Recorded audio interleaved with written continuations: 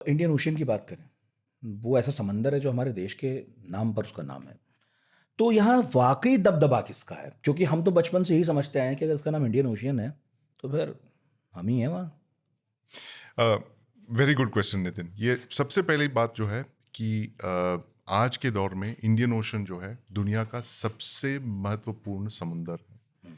इससे ज़्यादा महत्वपूर्ण और कोई समुंदर नहीं है, क्योंकि यहाँ पर इंडिया है। दुनिया के सबसे दो बड़े इकोनॉमीज, जो दो बड़े सबसे ज़्यादा बड़े मुल्क हैं, वो यहीं पर है। इंडिया है और चीन है, और अमेरिका भी है। कई सालों से इधर अमेरिका ने अपने बेसिस बनाए हैं, उनके वॉरशिप्स यहीं पे है।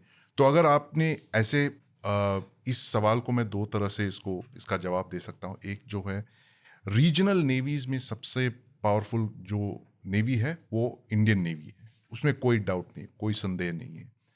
एक्स्ट्रा रीजनल नेवी जो है यहाँ पर, जिनका सबसे ज़्यादा इन्फ्लुएंस और पावर है, वो है यूनाइटेड स्टेट्स। सबसे पावरफुल नेवी है, और ये उन्होंने एक अच्छे सोच समझकर एक रणनीति बनाई है। 50 साल से भी ज़्यादा उन्होंने यहाँ पे बहुत सारे बेसिस खड़े किए। जैसे कि आपको याद होगा, बहरीन में उनकी बेस है। 5th फ्लीट जो है उनकी यहाँ पर है, तैनात है इंडियन ओशन रीजन में।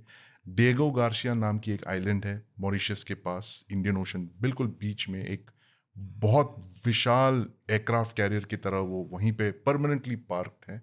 और इंडियन ओशन में अमेरिकन वॉरशिप्स, शिप्स, सबमरीन्स आते जाते रहते हैं। तो मोस्ट पावरफुल एक्स्ट्रा रीजनल, यानी बाहर के मुल्क की जो अगर नेवी की आप बात करोगे, वो है यूएस नेवी। और आगे चलकर चीन जो है, पीपल्स लिबरेशन आर्मी नेवी, वो आके यहाँ पे अपना स्वे काम करना, ये एस्टैब्लिश करना चाहती है कि वो दुनिया का सबसे पावरफुल नेवी बनना चाहती है। और उनका इट्स ऑल वेरी ऑब्वियस कि वो इंडियन ओशन में भी उनका ये पावर होगा, इन्फ्लुएंस होगा और कंट्रोल होगा। तो मतलब मैं ठीक कह रहा था कि अगर उसके पास इतनी बड़ी नेवी है तो सिर्फ साउथ चाइना सी तक तो नहीं रहने वाले, वो उससे साउथ आगे बढ़ना चाहते होंगे। उनका एक बहुत ही एक सोचा समझा एक प्लान है कि फेज 1 में वो पहले, वो जो उनके देश के पास वाले जो ओशंस है, फर्स्ट आइलैंड चेन जो बोलते हैं, उसको वो कंट्रोल करेंगे। फिर धीरे धीरे चल के सेकेंड आइलैंड चेन पे वो कंट्रोल करेंगे। सेकेंड आइलैंड चेन यानी कि जापान, गुआम वगैरह से जो है। और फिर धीरे चल के थर्ड आइलैंड चेन तक वो पहुंच जाएंगे। बाहर के जो आइलैंड्स हैं, वो ये चाहते हैं कि वहाँ पर सिर्फ पीएलए नेवी रहे, बाहर के कोई नेवीज नहीं आ सकते, जैसे कि US navy.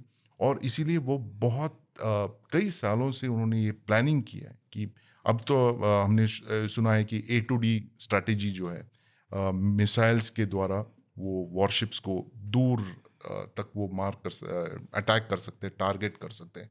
Career killer missiles उन्होंने पायनियर किए हैं। सरफेस टू एयर मिसाइल्स भी उनके पास है। वो ये चाहते हैं कि यूएस नेवी जो है दूर रहे चाइनीज होमलैंड से। उससे दूर। और एक दूसरी स्ट्रैटेजी उन्होंने शुरू की कुछ ही साल पहले, वो है ट्रांसपेरेंट ओशन स्ट्रैटेजी।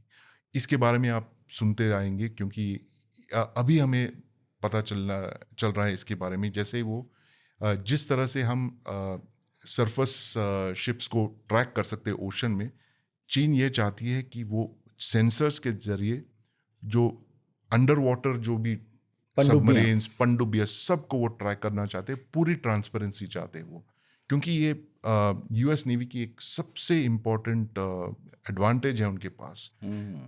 70 से ज़्यादा न्यूक्लियर पावर्ड अटैक सबमरीन्स है। दुनिया का सबसे पावरफुल नेवल फोर्स है, पनडुब्बियों का फोर्स है। 70 न्यूक्लियर पावर्ड अटैक सबमरीन्स और बैलिस्टिक मिसाइल सबमरीन्स। और कोई, मतलब उनके पास सेकंड नंबर वाले के पास कितना है? सेकंड नंबर के पास होंगे 20-25। अगर आप सारे दुनिया के न्यूक्लियर सबमरीन्स जोड़ लो, एक मिला दें, फिर भी इनसे ज्यादा नहीं होगा। तो इतने सारे नंबर से, तो इसलिए चीन ये चाहती है कि इस तरह से वो यूएस नेवी की जो पावर है उसको एकदम घटा दे।